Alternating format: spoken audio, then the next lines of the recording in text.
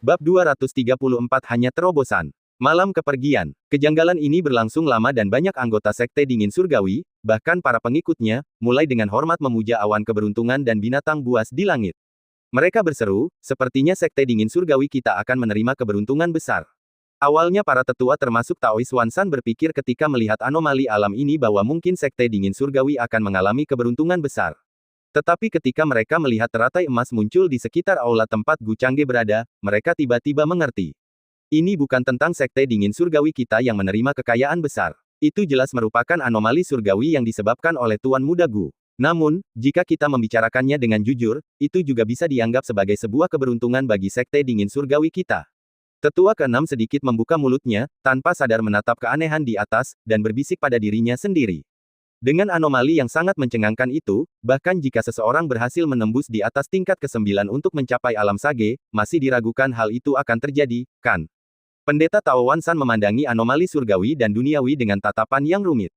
Anomali seperti ini jarang terjadi namun bukan berarti tidak pernah terjadi sebelumnya, anomali ini muncul setiap kali material surgawi dan harta duniawi matang. Akan tetapi anomali-anomali itu tidak ada apa-apanya dibandingkan dengan apa yang ada di depan mata mereka, bahkan tidak sampai 1/10.000 pun. Pemandangan Ki Ungu yang datang dari timur sejauh ribuan mil sudah jelas bagi banyak manusia di wilayah Sekte Dingin Surgawi. Terutama di dalam awan-awan keberuntungan itu, terdapat siluet naga dan burung phoenix, serta binatang keberuntungan terus bermunculan.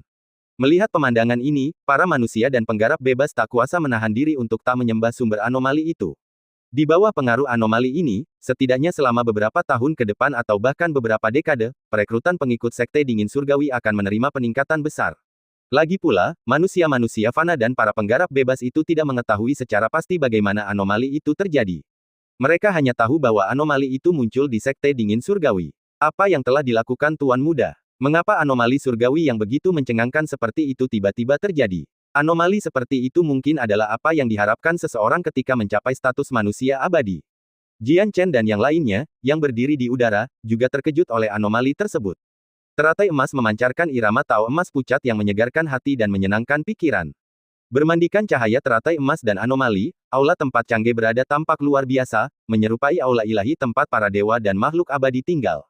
Bukan sesuatu yang ada di alam fana ini. Memang, anomali yang tiba-tiba muncul sebelumnya, disebabkan oleh terobosan Changge. Leluhur keluarga Gu melihat pemandangan ini dan menghilangkan keraguan dalam benaknya. Sebelumnya di keluarga Gu, pernah terjadi anomali Ki Ungu yang datang dari timur. Namun sebelum anomali lainnya terwujud, anomali itu tiba-tiba menghilang. Pada saat itu, adalah hari ketika Gu Changge berhasil menerobos ke alam kekosongan pemurnian tingkat 6. Kali ini, tidak diragukan lagi, anomali itu muncul karena Gu Changge berhasil menerobos ke alam tak terbatas tingkat ke-7. Anak laki-laki itu, apa sebenarnya yang terjadi? Di tanah suci kolam dingin, Sang Suci Roh Ungu memandang anomali surgawi yang menyelimuti Sekte Dingin Surgawi, juga larut dalam pikirannya. Sebelumnya ketika dia keluar dari pengasingannya, dia telah menemukan bahwa anak dari keluarga Gu memiliki bakat tubuh Dao, yang mana sangat langka. Namun, dia disibukkan dengan perjalanannya ke kota Duanbei untuk menangani dampak dari kejatuhan Sekte Dingin Surgawi tingkat 9. Akibatnya, dia tidak dapat mengamatinya dari dekat. Anehnya, kali ini ketika Gu Changge kembali ke Sekte Dingin Surgawi, di matanya, bakat tulang akarnya telah menurun drastis hingga hanya memiliki tubuh roh yang diperoleh. Jelas, dia menggunakan beberapa cara untuk menyembunyikan tulang akarnya, bahkan berhasil membodohi dia, seorang kultivator alam sage. Tetapi, anomali ini terlalu mengejutkan. Apakah ini sesuatu yang harus dimiliki oleh seorang kultivator junior yang bahkan belum mencapai kelas 9? Setidaknya ketika dia sendiri menghadapi kesengsaraan surgawi dan menerobos ke alam petapa penggambar bintang, dia tidak memicu anomali seperti itu. Itu tidak lain hanyalah menerima sejumlah keberuntungan setelah masa kesengsaraan. Apakah seperti ini tubuh suci itu? Bahkan pada usia 60 tahunan, kerutanku hilang tanpa suntik. Jika diminum, semua parasit akan keluar pada malam hari. Sungguh luar biasa, hanya terobosan ke alam tak terbatas tingkat ke-7 dapat menimbulkan reaksi surgawi. Jika suatu hari dia berhasil melampaui kelas 9 dan mencapai alam sage penggambar bintang, bahkan Raja Sejati Penyatuan Bulan pun harus menghindarinya. Bagi Sekte Pedang, menerima pemuda ini benar-benar merupakan sebuah keberuntungan bagi sekte ini. Dari ketinggian puluhan ribu mil di langit, Ye Qing melihat ke bawah ke segala arah, mengamati semua anomali. Karena penasaran, dia pun berkedip, muncul di tengah Ki Ungu dan awan keberuntungan. Melihat sosok bayangan binatang keberuntungan itu lewat di dekatnya, dia tidak dapat menahan diri untuk tidak mengangkat tangannya dan mencoba menyentuhnya. Namun, sosok itu hanya melewati telapak tangannya, tanpa sedikit pun sensasi sentuhan. Dia belum pernah bertemu Gu Changge secara langsung, tetapi orang itu sudah membuatnya sangat terkejut. Kau lihat, bahkan ketika Ye King telah menerobos ke alam abadi tanah ribuan tahun yang lalu, menjadi salah satu makhluk terkuat antara surga dan bumi. Keganjilan yang ditimbulkannya tidak sejelas ini. Itu hanyalah Ki Ungu yang datang dari timur sejauh 800 mil, dengan hanya beberapa siluet binatang keberuntungan, dan awan keberuntungan tidak begitu nyata seperti hari ini. Tapi bagaimana dengan Gu Changge? Hanya dengan menerobos alam tak terbatas tingkat ke-7 saja telah menyebabkan Ki Ungu memancar dari jarak 8.000 mil, binatang keberuntungan yang tak terhitung jumlahnya, bahkan siluet naga dan burung phoenix pun bermunculan. Ada pula teratai emas yang dikelilingi alunan musik abadi yang samar-samar. Dia telah sepenuhnya mengalahkan anomali dari terobosannya sendiri menuju alam abadi tanah 100 kali lipat. Dengan Sein Body Talent, tidak ada kesalahan. Ye King bahkan dapat mulai membayangkan bahwa begitu pemuda ini pergi ke Sekte Pedang Negara bagian tengah, dia akan menghancurkan generasi terbaiknya. Dia bukan lagi hanya tak terkalahkan di generasinya sendiri. Dengan bakat tubuh suci, dia cukup kuat untuk mendominasi seluruh era, entah itu monster tua dari generasi sebelumnya atau putra kebanggaan surgawi yang akan datang. Sebelum dia menjadi manusia abadi, mereka semua akan terlupakan karena pengaruhnya. Kejanggalan yang menggemparkan ini berlangsung selama 30 menit penuh dan baru mulai menghilang secara bertahap saat Gu Changge perlahan menahan napas. Di dalam aula, Gu Changge perlahan membuka matanya dan menyadari bahwa istri-istrinya tengah menatapnya tajam, bahkan tidak berani bernapas berat. Bahkan Yuan Yabai yang terbangun karena terkejut oleh keanehan yang tiba-tiba itu, kini meringkuk dalam pelukan Liu Qingqing dan menatapnya. Suamiku, kegaduhan akibat terobosanmu sungguh luar biasa, bukan? Liu Qingqing tak dapat menahan diri untuk tidak berbicara saat melihat tatapannya beralih ke arahnya. Mengetahui bahwa tuan suami telah berhasil menembus alam tak terbatas tingkat ke-7, orang yang tidak tahu lebih jauh mungkin akan berpikir bahwa tuan suami ingin menjadi dewa pembuktian. Wang Yue menimpali. Indera keilahian mereka juga telah mendeteksi anomali di luar tadi. Namun anomali yang terjadi pada Lord Husband sendiri sama mengejutkannya. 4 jenis energi spiritual saling terkait, dengan petir ungu menyala, menghalangi siapapun yang mendekat. Tidaklah berlebihan untuk mengatakan bahwa, sementara orang lain mungkin membutuhkan pelindung selama terobosan mereka, dia sama sekali tidak memiliki kekhawatiran seperti itu. Energi spiritual dan petir ungu yang terpancar darinya setidaknya dapat mencegah para kultivator dari alam yang sama untuk berani menyentuh sedikit pun. Hanya Tuhan yang tahu reaksi keras apa yang akan timbul dari kontak semacam itu.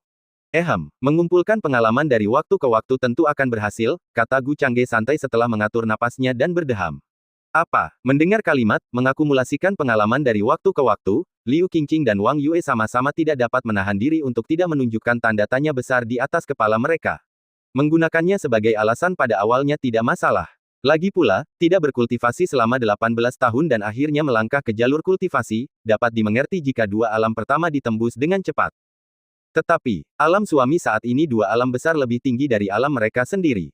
Masih berbicara tentang akumulasi pengalaman dari waktu ke waktu. Berapa banyak lagi yang harus dikumpulkan? Energi spiritual yang baru saja dimiliki suami. Namun, setelah memikirkan semua hal luar biasa yang telah dilakukan suami, Liu Qingqing tidak lagi memikirkan fenomena alam tersebut. Sebaliknya, bagaimana suami memperoleh teknik kultivasi warisan dari orang suci Sekte Dingin Surgawi?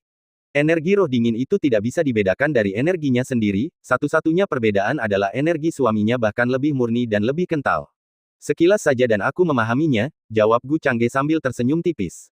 Sekali pandang dan kau memahaminya. Tetapi, suamiku, kamu tidak pernah menonton siaran teknik kultivasi, bukan? Liu Qingqing bertanya dengan sedikit bingung. Hanya dengan melihat istri saya berlatih teknik kultivasi, saya sudah bisa memahaminya, jelasnya. Apa susahnya? Bahkan jika itu adalah keterampilan ilahi tingkat surga, aku masih bisa mempelajarinya dengan sekali pandang, apalagi bersama istriku siang dan malam, teknik kultivasi belaka tidak menimbulkan kesulitan. Gu Changge melambaikan tangannya dengan santai, seolah berbicara tentang masalah sepele. Tetapi ini mengingatkan mereka pada pertempuran sebelumnya di luar rumah keluarga Gu dengan Nona Dongfang.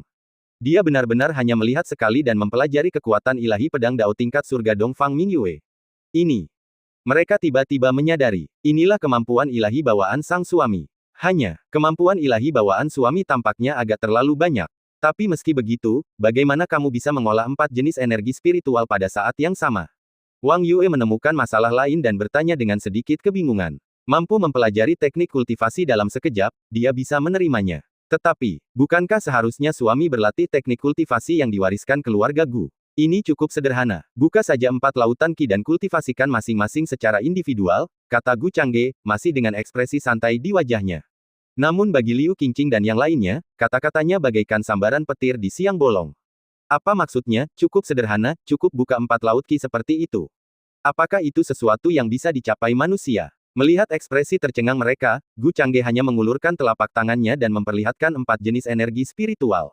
4 energi spiritual yang sangat berbeda, berinteraksi namun tidak saling kompatibel dalam telapak tangannya, hidup berdampingan secara harmonis. Namun pemandangan ini malah membuat Liu Qingqing dan Wang Yue merasa semakin tercengang. Ini sepenuhnya bertentangan dengan pemahaman mereka tentang kultivasi. Tak terlihat dan tak terdengar, tak seorang pun yang mereka kenal mampu melakukan hal seperti itu. Namun, ada sang suami, yang menunjukkan kepada mereka bahwa hal itu memang mungkin terjadi di depan mata mereka. Metode ini juga memiliki kekurangan. Membuka 4 laut Qi secara alami memengaruhi kecepatan kultivasi. Setiap terobosan membutuhkan sekitar 4 kali akumulasi energi spiritual yang dibutuhkan oleh seorang kultivator normal, kata Gu Changge, melihat kilatan di mata Wang Yue seolah-olah dia sedang mempertimbangkan untuk mencoba membuka beberapa lautan Qi. Oleh karena itu dia merasa perlu mengingatkannya. Maksudmu, Tuan Suami, bahwa setiap kali kau menerobos, kau membutuhkan 4 kali akumulasi dari seorang kultivator biasa. Wang Yue bertanya, agak bingung. Benar sekali, Gu Changge mengangguk sedikit. Lalu kecepatan terobosan Lord Husband masih. Jika kau belum membuka 4 lautan Qi, bukankah Tuan Suami setidaknya sudah menerobos ke alam gerbang surgawi kelas 8 sekarang? Wang Yue membuka mulutnya karena terkejut, ekspresinya menjadi mati rasa saat dia menatap Tuan Suami. Dia mengira Tuan Suami telah menantang surga dengan kecepatan terobosannya, begitu putus asa hingga tampaknya tak terkalahkan. Namun, dia hanya berkultivasi dengan kecepatan seperempatnya karena memiliki 4 laut Qi. Bisa dibilang begitu, Gu Changge mengangguk lagi. Hal-hal ini, baginya sekarang, tidak lagi dianggap rahasia yang perlu disembunyikan. Dia mampu mengungkapkannya secara keseluruhan. Terlebih lagi, sekarang setelah dia mengemban identitas sebagai orang suci Sekte Pedang, dia tidak perlu khawatir orang lain menginginkan apa yang dia ungkapkan. Metode untuk membuka 4 laut Qi, dia bahkan bersedia membagikannya. Hanya saja, ia menduga tidak seorang pun berani mencobanya. Lagi pula, menciptakan banyak lautan Qi berarti mengorbankan kecepatan menerobos setiap alam.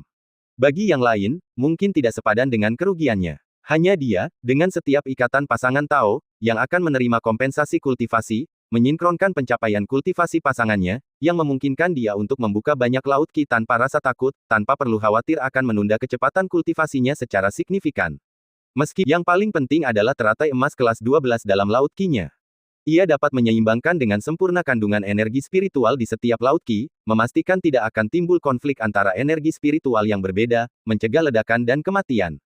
Bagi yang lain, bahkan jika mereka dapat menciptakan beberapa laut Qi, mungkin masih ada situasi tak terduga karena ketidakharmonisan energi spiritual. Setiap kali aku merasa suamiku sudah cukup menantang surga di mataku. Suami saya selalu membuat saya mengubah semua pendapat saya sebelumnya dan menyadari bahwa visi saya masih terlalu picik. Wang Yue menghela napas panjang, dan gagasan tentatif dalam hatinya langsung sirna. Sekarang, bahkan dia tidak dapat mengejar kecepatan terobosan suaminya, apalagi mempertimbangkan untuk menciptakan banyak lautan Qi seperti miliknya, tanpa memperhitungkan perolehan teknik kultivasi atau dampaknya terhadap kecepatan terobosan. Jika dia ditinggal suaminya, itu lain hal, tetapi bahkan Liu Qingqing mungkin akan meninggalkannya jauh di belakang.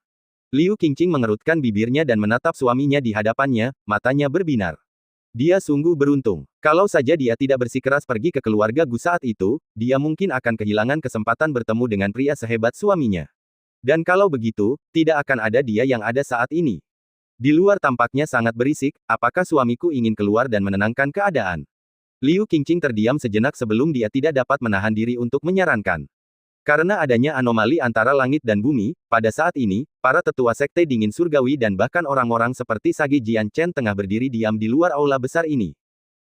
Mereka ingin melihat apa yang menyebabkan anomali seperti itu. Pengingat dari istri saya tepat pada waktunya.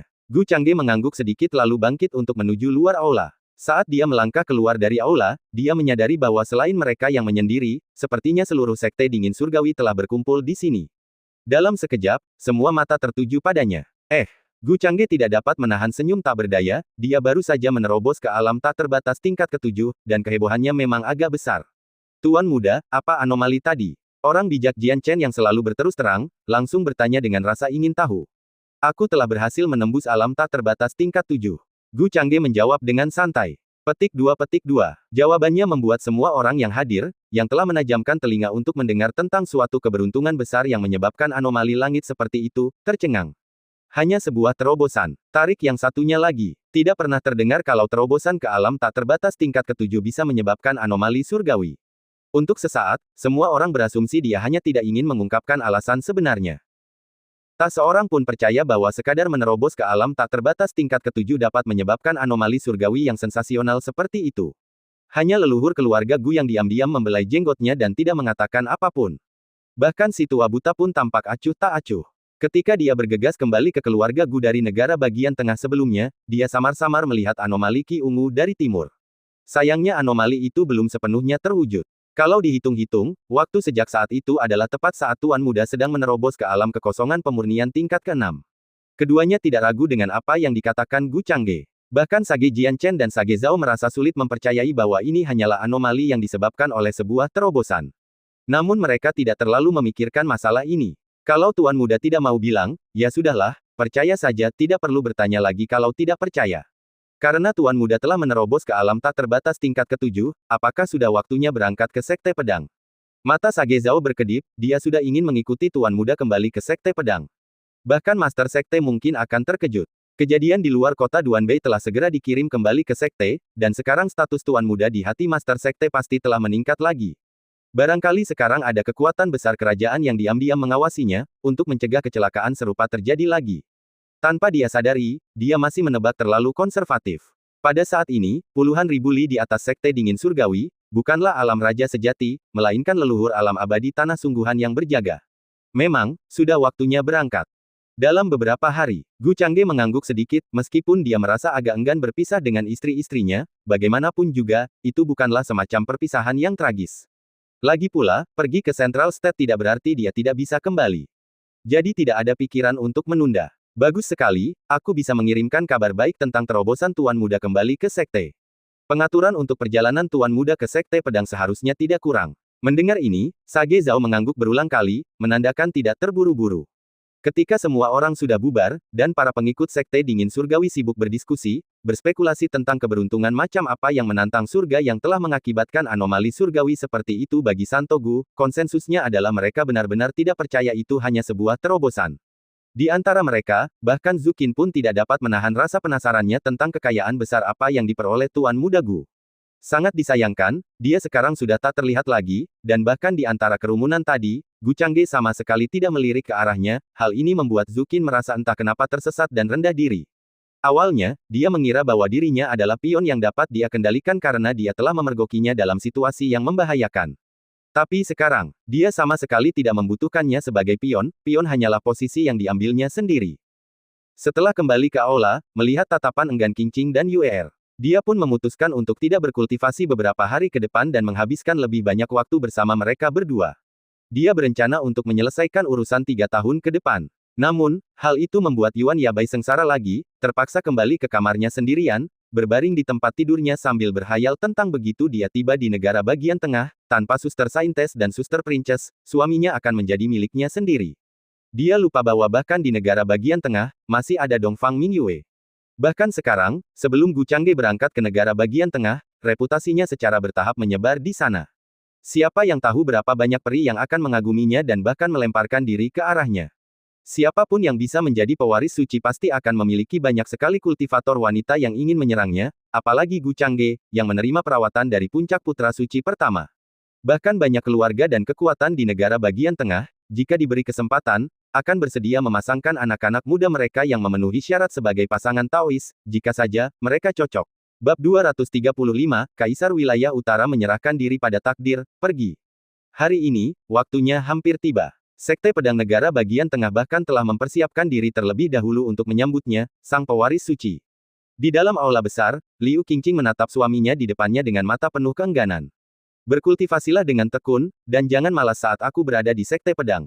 Gu Changge berkata sambil tersenyum tipis, sambil mengacak-acak rambutnya dengan lembut. Mengingat masa lalu, saat mereka berada di keluarga Gu, istrinya pernah mendesaknya agar tidak mengabaikan kultivasi, dan kini, tanpa diduga, perannya telah terbalik. Kita sepakat, kalau aku tidak bertemu suamiku dalam 3 tahun, aku akan pergi ke Central State untuk mencarimu. Liu Qingqing berkata sambil menunduk saat suaminya membantunya merapikan rambutnya. Sangat. Jika istriku menghadapi masalah, kirimkan saja pesan kepadaku. Gu Changge mengangguk dengan sungguh-sungguh. Kali ini, dengan pergi ke Sekte Pedang Negara bagian tengah dan berkultivasi dengan tenang selama 3 tahun, dia pasti akan berhasil menembus alam pemusnahan tingkat ke-9. Dan kemudian, tibalah waktunya untuk mulai mengatur kepindahan keluarga Gu ke negara bagian tengah. Adapun Liu Qingqing dan Wang Yue, jika saatnya tiba, apakah mereka ingin pergi ke tanah suci negara bagian tengah untuk berkultivasi atau tetap tinggal di wilayah utara, itu sepenuhnya tergantung pada pilihan mereka sendiri. Saya pergi. Apakah kamu tidak akan mengantarku, istriku?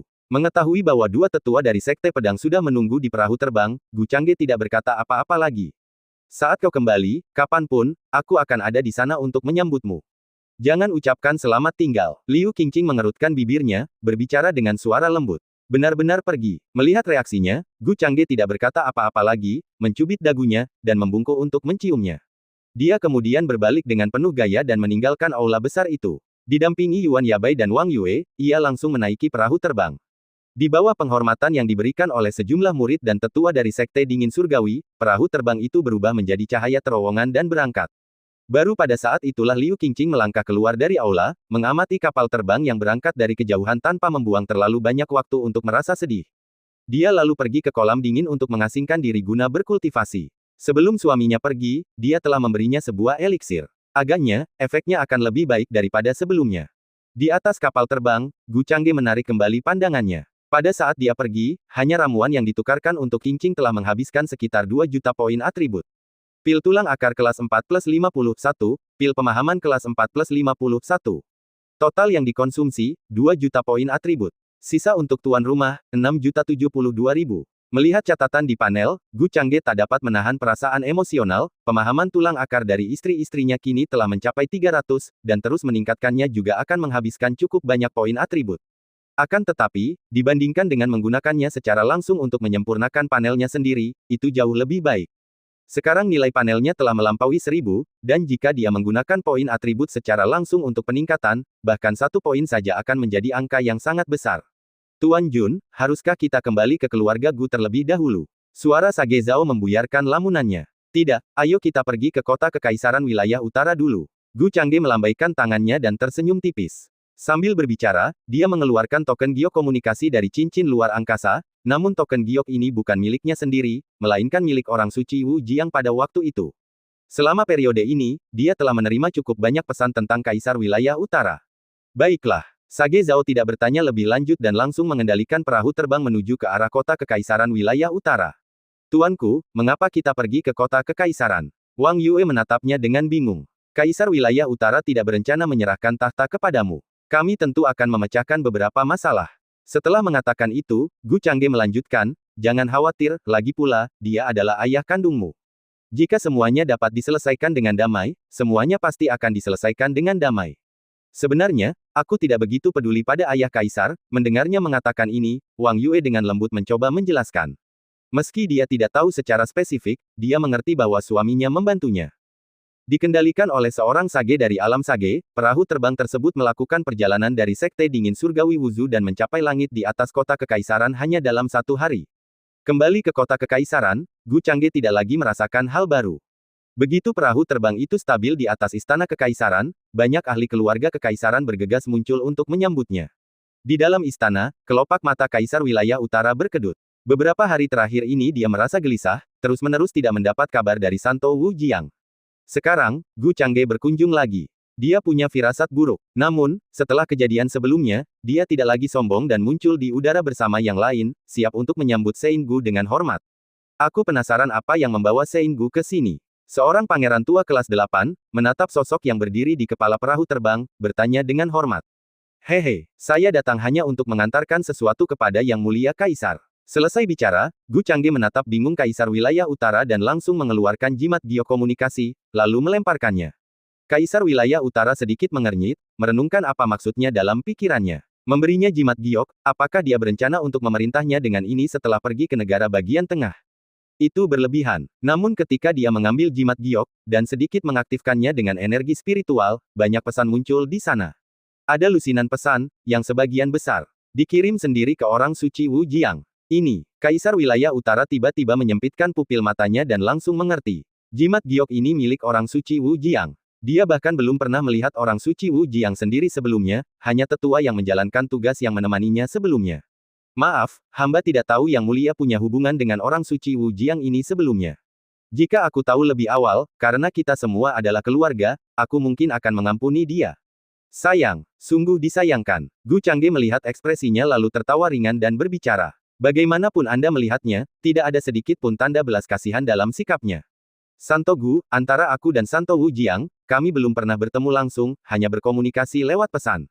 Apakah kamu punya masalah lain, Sein Gu? Sekarang, Kaisar Wilayah Utara telah memahami tujuan kunjungan Gu Changge. Dia menunjukkan kekuatannya. Tidak ada yang lain, silakan kembali ke urusan masing-masing.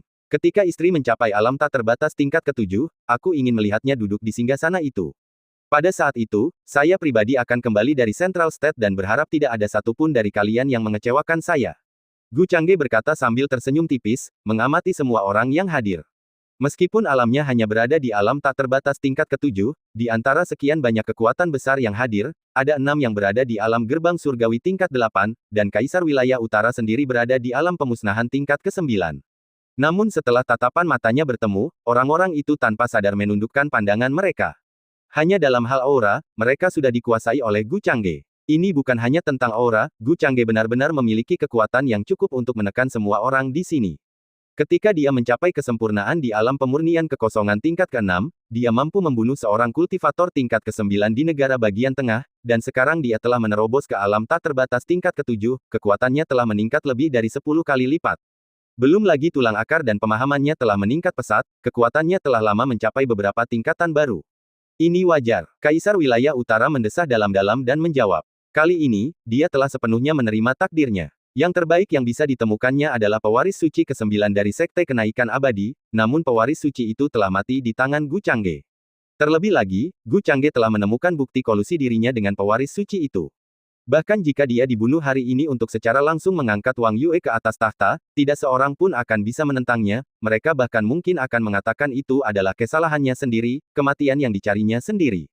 Sang leluhur tidak mau membelanya. Gu Changge memang telah memberinya jalan keluar, dan jika dia tidak menerimanya sekarang, itu sama saja dengan mencari kematian. Apakah istri akan tetap tinggal di kota kekaisaran, atau kembali ke keluarga Gu? Melihat Kaisar Wilayah Utara telah sepenuhnya berkompromi, Gu Changge menoleh dan bertanya kepada Wang Yue. Ayo kembali ke keluarga Gu. Ketika aku berhasil mencapai alam tak terbatas tingkat ke-7, aku akan menunggu suamiku kembali dan memahkotaiku. Wang Yue berkata lembut sambil tersenyum tipis, matanya berbinar saat menatap suaminya. Ini adalah lelaki miliknya, Wang Yue. Satu orang mampu menekan seluruh keluarga kekaisaran di domain utara, sehingga tidak ada seorang pun yang berani menentang. Takdirnya telah ditulis ulang sepenuhnya. Tidak apa-apa. Gu Changge mengangguk sedikit dan memberi hormat kepada Kaisar Wilayah Utara dengan kepalan tangannya, selamat tinggal. Setelah berkata demikian, dia menggandeng tangan Wang Yue dan memasuki kabin kapal terbang. Perahu terbang itu langsung berubah menjadi seberkas cahaya dan menghilang di atas langit istana kekaisaran. Butuh waktu lama setelah kapal terbang itu berangkat sebelum seorang pun bergerak, dan mereka semua dengan cermat memperhatikan Kaisar Wilayah Utara.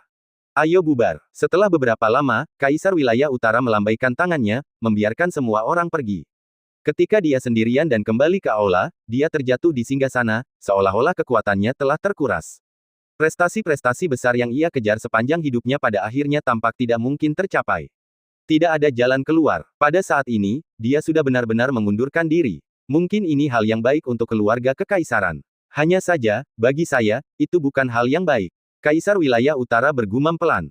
Keluarga Gu. Ketika diketahui bahwa Tuan Muda akan segera mengunjungi Sekte Pedang Negara bagian tengah, semua tetua segera menyatakan bahwa mereka akan menyelenggarakan perjamuan untuk Tuan Muda selama 3 hari lagi. Bahkan Gu Kuang, yang kali ini menentang pemborosan, secara langsung setuju dengan keputusan para tetua untuk mengadakan perayaan besar. Namun, Gu Changge akhirnya berbicara, menunjukkan bahwa tidak perlu mengundang banyak pasukan. Hanya mengadakan perjamuan di pengadilan dalam keluarga Gu selama 1 hari saja sudah cukup. Dia tidak ingin membuat keributan terlalu banyak. Karena perjalanannya yang mendesak ke negara bagian tengah, Gu Kuang juga kembali sekali lagi dari kota Duanbei. Dia juga membawa Gu Qianjun kembali bersamanya, jadi mereka bisa pergi ke Sekte Pedang Negara bagian tengah bersama-sama. Di tengah perjamuan, Gu Kuang memandang cucunya, yang menjadi pusat perhatian, dan tersenyum tulus. Sage Jianchen, ini adalah murid yang akan aku kenalkan padamu. Bagaimana menurutmu? Jika dia tidak memenuhi harapan Anda, jangan memaksakannya. Gu Changge memberi isyarat kepada Gu Qianjun karena dia bukan dari garis keturunan langsung, jadi dia tidak bisa duduk di meja yang sama dengan Gu Changge dan para tetua. Menyadari gerakan tuan muda, Gu Qianjun yang selalu memperhatikannya, juga bergegas mendekat. Begitu dia mendekat, dia mendengar tuan muda memberitahu kekuatan besar alam bijak dari Sekte Pedang bahwa dia ingin memperkenalkannya sebagai murid. Untuk sesaat, Gu Qianjun berdiri tercengang. Bagus sekali. Sage Jianchen tentu saja tidak keberatan, dia tersenyum menatap Gu Qianjun dan mengangguk berulang kali. Junior ini, dalam hal bakat, memang agak lebih baik daripada murid yang diterima Zhao Hai. Alamnya sekarang lebih tinggi, sudah di alam kekosongan pemurnian tingkat ke-6. Sayang sekali dia menghunus tombak, bukan pedang. Tapi itu tidak masalah. Sang guru telah berbicara, memberinya kesempatan ini, jadi bagaimana mungkin ia melewatkannya? Apa yang membuatmu ragu? Menjadi murid Sage Jianchen, kamu akan menjadi tetua Sekte Pedang yang diajar secara pribadi, dan kamu bisa ikut denganku ke Sekte Pedang. Melihatnya tenggelam dalam pikirannya, Gu Changge tertawa dan berbicara untuk mengingatkannya. Ini, aku, bawahanmu. Gu Qianjun tergagap, pikirannya seakan hancur, tidak mampu mengucapkan satu kalimat lengkap. Bagaimana mungkin dia pantas diajari secara pribadi oleh tetua Sekte Pedang? Kebahagiaan datang terlalu tiba-tiba, dan dia hanya bisa melihat ke arah tetua kedua, Gu Kuang. Gu Kuang tidak dapat menahan diri untuk tidak mengutuk, apa kau bodoh? Silakan saja bersujud kepada rekan Daois Jianchen. Mendengar perkataan tetua kedua, Gu Qianjun tidak ragu lagi dan melakukan upacara 3 kali sujud dan 9 kali bersujud kepada Sage Jianchen. Murid Gu Qianjun, memberi salam kepada guru. Banyak murid keluarga Gu yang hadir tidak dapat menyembunyikan rasa iri mereka. Tuan muda hanya mengucapkan sepatah kata, dan sebelumnya, dia telah berhasil mengamankan kualifikasi mengajar pribadi untuk Gu Changming. Sekarang, sebuah kalimat sederhana telah membuat Gu Qianjun dari cabang samping menjadi murid langsung sang tetua. Kualifikasi ini, jika bukan karena tuan muda, bahkan jika keluarga Gu ingin mendapatkannya, mereka mungkin harus membayar harga yang mahal dan memohon kepada semua orang. Bagus, bagus. Jian Chen mulai membantunya berdiri, lalu berkata dengan wajah gelisah, sayangnya, aku tidak membawa apapun kali ini, aku hanya bisa menebusnya dengan hadiah penyambutan murid saat kita kembali ke Sekte Pedang. Duduk saja di samping senior Jian Chen. Itu juga akan membuat senior Jian Chen lebih memahami situasimu. Gu Changge berkata sambil tersenyum tipis saat melihat ini. Meskipun dalam keadaan normal, seseorang dari cabang samping pasti tidak bisa duduk di meja ini, lagi pula, semua orang di meja ini adalah tetua keluarga Gu, bahkan Dia Ken pun tidak memenuhi syarat. Tetapi karena dia sudah berbicara, tentu saja tak seorang pun dapat mengatakan sepatah kata pun ketidaksetujuan. Terlebih lagi, Gu Qianjun sekarang memiliki status sebagai murid langsung dari seorang tetua Sekte Pedang, yang sangat berbeda. Bagus sekali. Gu Kuang menyaksikan kejadian ini dan tak dapat menahan diri untuk mengangkat mangkuk anggurnya dan meminum semuanya dalam sekali teguk. Melihat cucu tertuanya terus-menerus dipanggang, dia terkekeh. Berusaha menarik perhatian sesedikit mungkin, dia lalu meninggalkan tempat duduknya tanpa jejak. Tak lama kemudian, dia tiba di halaman terpisah milik Gu Changge. Sambil menatap pohon buah di halaman, dia tak dapat menahan diri untuk mengangkat tangannya dan menyentuhnya dengan lembut. Anak itu telah membalaskan dendammu. Changge, anak itu, sudah tumbuh sampai pada titik di mana dia tidak lagi membutuhkan bantuanku.